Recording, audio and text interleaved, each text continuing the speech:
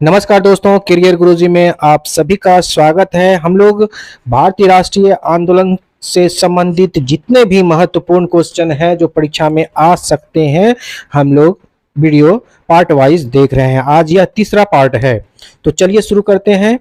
द्विराष्ट्र सिद्धांत का प्रतिपादन किसके द्वारा किया गया? सर सैयद अहमद खां, मोहम्मद अली जिन्ना, चौधरी रहमत अली या इनमें से कोई नहीं? तो द्विराष्ट्र सिद्धांत का प्रतिपादन जो है वो सी चौधरी रहमत अली के द्वारा किया गया था। तो चलिए दूसरा प्रश्न देखते हैं। मुस्लिम लीग ने पाकिस्तान की मांग का प्रस्ताव सर्वप्रथम कब रखा? 1929 में दिल्ली में, 1930 में इलाहाबाद में, 1940 में लाहौर में या इनमें से कोई नहीं? तो मुस्लिम लीग ने पाकिस्तान की मांग जो है वो सी 1940 में लाहौर में किया गया था। 1940 में लाहौर में मुस्लिम लीग ने पाकिस्तान की मांग का प्रस्ताव रखा था। अगला प्रश्न है कि जालियांवाला बाग हत्याकांड के विरोध में सर का खिताब किसके द्वारा वापस कर दिया गया? महात्मा गांधी के द्वारा, रविन्द्रनाथ टैगोर के द्वारा, बंकिम चंद्र के द्वारा या लाला लाजपत राय के द्वारा? तो इसका सही उत्तर है बी, रविन्द्रनाथ टैगोर के द्वारा जो है वो सर की उपाधि जो है वो अंग्रेजों को वापस कर दिया था जालियांवाला बाग हत्याकांड के विरोध में। अगला प्रश्न है, गीता रहस्य के लेखक कौन है? गीता रहस्य के लेखक कौन है? ए राजा राममोहन राय, बी लाला लाजपत राय, सी बाल गंगाधर तिलक, डी महात्मा गांधी? तो गीता रहस्य के जो लेखक है वो सी बाल गंगाधर तिलक है। गीता रहस्य के लेखक सी बाल गंगाधर तिलक है। अगला प्रश्न है, केसरी और मराठा पत्रों के संपादक कौन थे? लाला लाजपत राय, बाल गंगाधर तिलक, सुरेंद्र नाथ बनर्जी या सुभाष चंद्र बोस? तो केसरी और मराठा पत्रों के जो संपादक थे वो सी सुरेंद्र नाथ बनर्जी थे। दोस्तों, इसके पहले जो है भारतीय राष्ट्रीय आंदोलन से जो संबंधित प्रश्न है वो 2 पार्ट आ चुके हैं। 25-25 का ये वीडियो है। अगला प्रश्न है, ब्रिटिश इंडिया एसोसिएशन की स्थापना कब की गई थी? ब्रिटिश इंडिया एसोसिएशन का स्थापना कब की गई थी? ए 1850 में, 1851 में, 1853 में या 1855 में? तो इसका सही उत्तर है बी, 1851 में। ब्रिटिश इंडिया एसोसिएशन की स्थापना 1851 में की गई थी। अगला प्रश्न है कि बंगाल में क्रांतिकारी नेताओं द्वारा किस संस्था की स्थापना की गई? में क्रांतिकारी नेताओं के द्वारा किस संस्था की स्थापना की गई? ए अनुशीलन समिति, बी अभिनव भारत, सी भारत माता सोसाइटी या इनमें से कोई नहीं? तो इसका सही उत्तर है ए अनुशीलन समिति। बंगाल में क्रांतिकारी नेताओं द्वारा जो है वो अनुशीलन समिति की स्थापना की गई थी। अगला प्रश्न है कि विदेशों में क्रांतिकारी कार्य करने वाले प्रमुख नेता कौन थे? विदेशों में क्रांतिकारी कार्य करने वाले प्रमुख नेता? ए श्यामजी कृष्ण वर्मा, बी लाला हरदयाल, सी भाई परमानंद या सभी? तो इसका सही उत्तर है डी, इनमें से सभी जो हैं, यानी श्यामजी कृष्ण वर्मा, लाला हरदयाल, भाई परमानंद, ये सभी जो थे वो विदेशों में क्रांतिकारी करने वाले प्रमुख नेता थे। अगला प्रश्न देखते हैं कि पूना समझौते की प्रमुख व्यवस्था क्या थी? ए तो इसका सही जो उत्तर है वो सभी है, यानी सामान्य निर्वाचन क्षेत्रों में दलित वर्गों के लिए कुछ निश्चित संख्या में स्थान सुरक्षित रखे, केंद्रीय व्यवस्थापिका में भी सामान्य स्थानों के लगभग 20% स्थान दलित वर्गों के लिए सुरक्षित, और सी है दलित वर्गों की उनकी शैक्षणिक योग्यता के आधार पर स्थानीय संस्थाओं और सार्वजनिक सेवाओं में उचित प्रतिनिधित्व प्रदान किया। अगला प्रश्न है, रामकृष्ण मिशन की स्थापना किसके द्वारा की गई थी? A Raja Rammohan Roy, B Swami Vivekananda, C Swami Dayanand D Shrimati Annie Besant. तो रामकृष्ण मिशन की स्थापना जो है वो बी स्वामी विवेकानंद के द्वारा की गई थी। दोस्तों अगर वीडियो अच्छा लग रहा हो तो प्लीज वीडियो को लाइक और शेयर जरूर कीजिएगा। नेक्स्ट प्रश्न है, लीग में पाकिस्तान की प्राप्ति के लिए सीधी कार्रवाई यानी डायरेक्ट एक्शन करने का निश्चय कब लिया गया? ए 15 अगस्त 1946 को, बी 16 अगस्त 1946 को, सी 27 अगस्त 1946 को या डी 26 जनवरी 1947 को। तो इसका सही उत्तर है बी 16 अगस्त 1946 को जो है वो मुस्लिम लीग द्वारा पाकिस्तान की प्राप्ति के लिए सीधी कार्रवाई करने का निश्चय किया। अगला प्रश्न है कि भारतीय स्वतंत्रता की प्राप्ति में सहायक तत्व क्या है?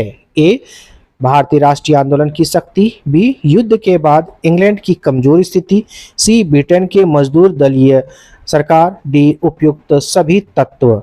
तो इसका सही उत्तर है डी उपयुक्त सभी तत्व। भारतीय स्वतंत्रता प्राप्ति में सहायक तत्व जो है वो सभी हैं, भारतीय राष्ट्रीय आंदोलन शक्ति, युद्ध के बाद इंग्लैंड की कमजोर स्थिति और ब्रिटेन में मजदूर दलीय सरकार।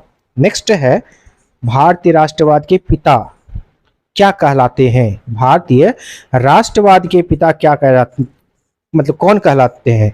महात्मा गांधी, मौलाना आजाद, पंडित जवाहरलाल नेहरू या राजा राम मोहन राय। तो भारतीय राष्ट्रवाद के पिता जो हैं वो राजा राम मोहन राय कहलाते हैं। दोस्तों जिसने हमारे चैनल को सब्सक्राइब नहीं किया है तो प्लीज चैनल को सब्सक्राइब कर दीजिएगा और बेल आइकन को भी दबा दीजिएगा, जिससे कि कोई भी वीडियो अपलोड करूं तो आपको नोटिफिकेशन मिल जाए। अगला प्रश्न देखते हैं, 19वीं शताब्दी में भारतीयों की उन्नति के लिए कितने भी प्रमुख आंदोलन हुए, उन सब की नींव डालने वाले कौन थे? ए विवेकानंद, बी स्वामी दयानंद, सी राजा राम मोहन राय, डी लाला लाजपत राय। तो 19वीं शताब्दी में भारतीयों की उन्नति के लिए जितने भी प्रमुख आंदोलन हुए थे उसकी नींव जो है वो सी राजा राम मोहन राय के द्वारा डाले गए थे, यानी उसकी नींव डालने का श्रेय किसे जाता है? तो राजा राम मोहन राय को। अगला प्रश्न देखते हैं, यंग बंगाल आंदोलन के प्रवर्तक कौन थे? यंग बंगाल आंदोलन के प्रवर्तक कौन थे? ए राजा Ram Mohan Roy, B Louis William Derozio, सी बंकिम चंद्र या डी अरविंद घोष। तो यंग बंगाल आंदोलन के जो है वो प्रवर्तक जो थे वो थे बी लुई विलियम डिरोजियो जो थे वो यंग बंगाल के आंदोलन के प्रवर्तक थे। अगला प्रश्न देखते हैं, ब्रह्म समाज को जनप्रिय बनाने में बहुत बड़ा काम किसने किया? ब्रह्म समाज को जनप्रिय बनाने में बहुत बड़ा काम किसने किया? ए केशव चंद्र सेन, बी दादा भाई नौरोजी, सी अरविंद घोष, डी रामकृष्ण परमहंस। तो इसका सही उत्तर है ए केशव चंद्र सेन। केशव चंद्र सेन ने जो है वो ब्रह्म समाज को जनप्रिय बनाने में बहुत बड़ा काम किया। दोस्तों भारतीय राष्ट्रीय आंदोलन का ये तीसरा वीडियो है। अगला प्रश्न देखते हैं, सत्यार्थ प्रकाश ग्रंथ किससे संबंधित है? यंग बंगाल, प्रार्थना समाज, ब्रह्म समाज या आर्य समाज। तो इसका सही उत्तर है डी आर्य समाज। सत्यार्थ प्रकाश ग्रंथ किससे जो है वो आर्य समाज से संबंधित है।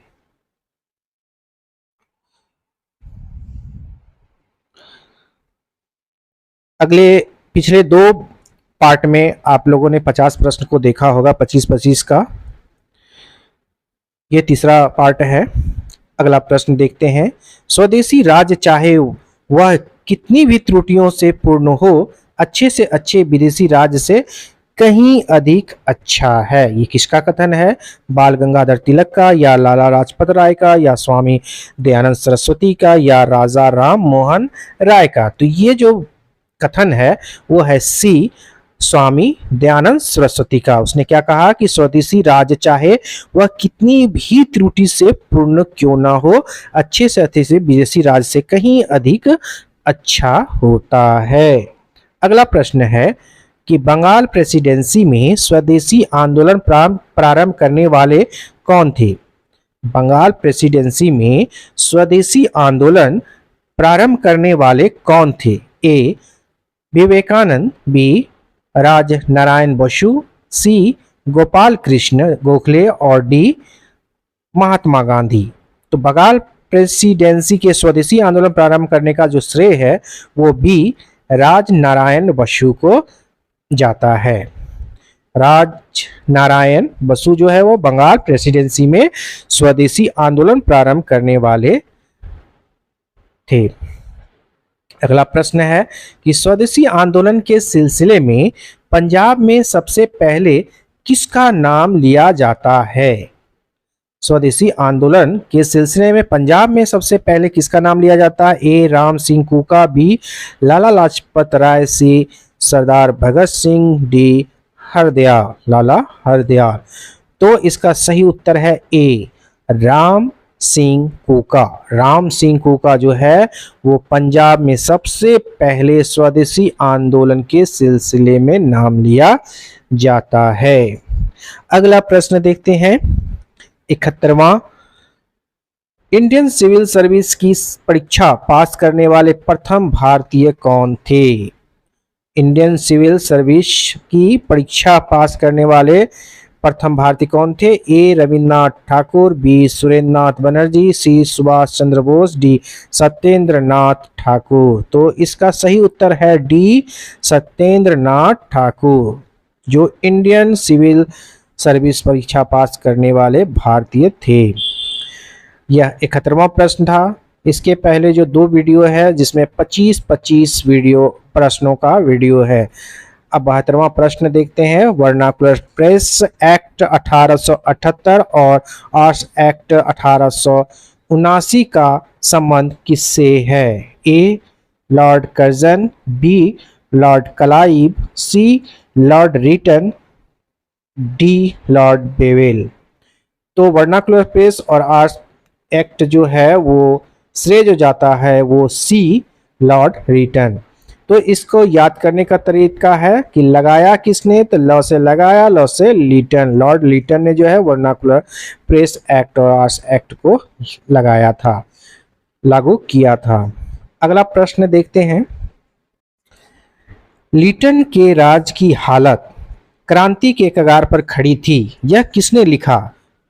लिटन के राज की हालत क्रांति के कगार पर खड़ी थी, यह किसने लिखा। ए मैक्समुलर ने, बी सर विलियम वैडरबर्न ने, सी एओ ह्यू, डी माउंटबेटन। तो लिटन के राज की हालत का क्रांति के कगार पर था, ये लिखा था सर विलियम वैडरबर्न ने। तो इसका सही उत्तर हो गया बी। यह 73वां प्रश्न है। इसके पहले 2 पार्ट में 25-25 प्रश्न के वीडियो हैं और यह तीसरा वीडियो चल रहा है 25 प्रश्नों का। चलिए देखते हैं अब 74वां प्रश्न। भारत दुर्दशा नाटक 1876 में अंग्रेजों के राज में भारत की दुर्दशा का चित्र किसने खींचा। ए भारतेंदु हरिश्चंद्र, बी हजारी प्रसाद द्विवेदी, सी मुंशी प्रेमचंद्र, डी उपेंद्र नाथ अस्क।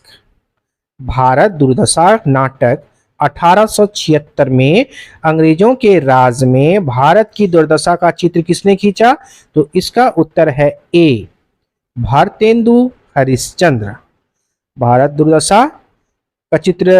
की दुर्दशा का चित्र किसने खींचा। आंसर क्या हो गया ए भारतेंदु हरिश्चंद्र। और आज के इस वीडियो का अंतिम प्रश्न 75वां प्रश्न देखेंगे। किस संगठन ने अखिल भारतीय स्तर पर चार्टर आंदोलन चलाने की कोशिश की। किस संगठन ने अखिल भारतीय स्तर पर चार्टर आंदोलन चलाने की कोशिश की। A Madras native association, B British Indian association, C Poona association, D Bombay association. तो इसका सही उत्तर है बी, ब्रिटिश इंडियन एसोसिएशन के द्वारा जो है वो अखिल भारतीय स्तर पर चार्टर आंदोलन चलाने की कोशिश की गई। तो ये थे आज के वीडियो के 25 प्रश्न। अगले वीडियो में हम लोग फिर 25 प्रश्न को देखेंगे।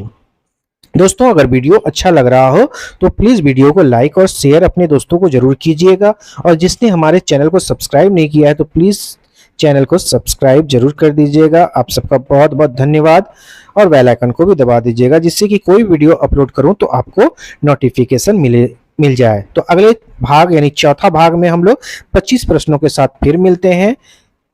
धन्यवाद।